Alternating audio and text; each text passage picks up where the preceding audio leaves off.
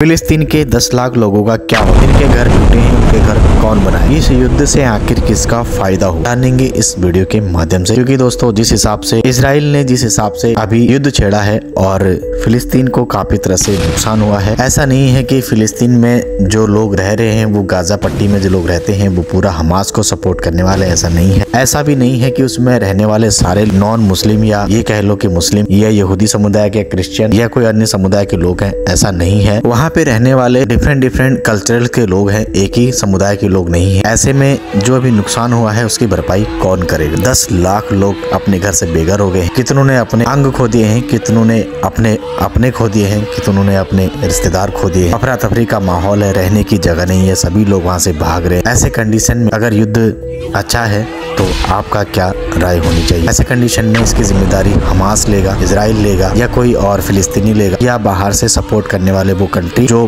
बखूबी रूप से दोनों राष्ट्रों को सपोर्ट कर रहे हैं। इजराइल को भी सपोर्ट मिल रहा है, भरपूर सपोर्ट मिल रहा है, और फिलिस्तीन को भी और हमास को भी बहुत सपोर्ट मिल रहा है। यानी कि संपूर्ण जितना सपोर्ट चाहिए उतना मिल रहा है। इस खूनी युद्ध में कौन विजयी होगा और कौन हारेगा इसकी तो कोई गारंटी नहीं है, लेकिन जितने लोग वहाँ पर अभी बेघर हो गए हैं या जितने लोगों के रहने की कोई व्यवस्था नहीं, 10 लाख लोग कहाँ जाएंगे, इसकी जिम्मेदारी कौन लेगा? ऐसा अभी तक कोई स्टेटमेंट किसी भी गवर्नमेंट का या किसी भी राष्ट्र का या प्राइम मिनिस्टर का नहीं आया। ऐसे में सोचने की बात यह है कि ऐसे हालात अगर पूरे दुनिया में होने वाले या विश्व युद्ध की तैयारी होने वाली है तो उसमें हमारी क्या भागीदारी होनी है? एक सोशल एक्टिविस्ट होने के नाते या द नेक्स्ट जनरेशन पीपल इसकी निंदा करता है, और ऐसे ही संगठनों की, सभी संगठनों की निंदा करता है जो इसमें भागीदारी ले रहे हैं। ऐसे संपूर्ण राष्ट्रों की वो निंदा करता है जो इसको सपोर्ट कर रहे हैं, चाहे वो अमेरिका हो, चाहे रूस हो, या कोई बड़े बड़े ईरान, इराक, सऊदी अरेबिया, ऐसे कंट्री जो उसको सपोर्ट करके आग में झोंकने का काम कर रहे हैं, उन सभी की निंदा करता है। शांति से जीने में ही भलाई होती है, इंसानियत के नाते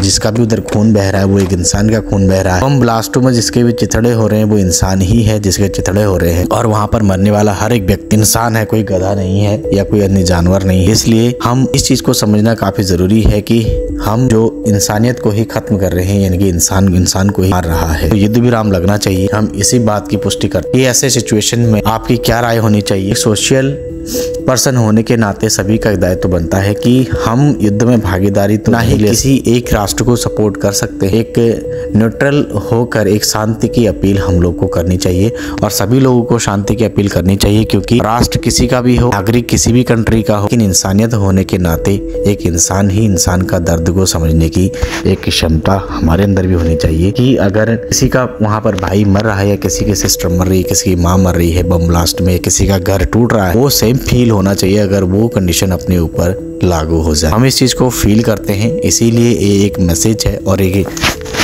देख रहे हैं कि कैसे लोग अफरा तफरी इधर से उधर भाग रहे हैं, देखने में काफी निंदनीय लगता और काफी ज्यादा डरावना भी लगता है कि ये सिचुएशंस अगर वर्ल्ड वार हुआ तो किसी भी कंट्री की हो सकती है। अभी तो नॉर्मल्स मिसाइल्स वाली लड़ाई हो रही, इमेजिन कीजिए जब एटॉमिक वार तक की नौबत ऐसी कंट्रीज में आने लगेगी तो क्या सिचुएशन बनने वाली है और कैसी परिस्थिति आगे हो सकती है। आधिकारिक रूप से अगर हम देखें तो हम क्या कर रहे हैं, जो प्रकृति के संसाधन है उनका दुरुपयोग कर रहे हैं और प्रकृति को ही नुकसान पहुंचा रहे हैं। आप ये सोचिए जहां पर अभी इतनी ज्यादा मिसाइल्स गिरी है, गाजा पट्टी जहां पर पूरी तरह से बर्बाद हो चुका है, उस एरिया में ना तो कुछ उगाया जा सकता है, ना ही वहाँ रहने योग्य अब जमीन बची है, पूरी तरह से ध्वस्त है, पूरी तरह से मलबे में तब्दील हो गया है, बड़े बड़े इमारतें ध्वस्त हो गई हैं। किसी ने अपने लाखों की पूंजी लगाकर बड़ी बड़ी टावर्स खड़े किए हों, किसी ने अपने लाखों की पूंजी लगाकर अपने लिए आलीशान घर बनाया हो, आज वो पूरा घर जो भी वहाँ पर रहने के रिहायशी इलाके हैं मलबे में तब्दील हो गए हैं, यानी कि मलबे में मिल चुके हैं। इस तरह की सिचुएशंस को हैंडल आप और हम हाथ में तो नहीं, हम लोग के हाथ में तो नहीं है, लेकिन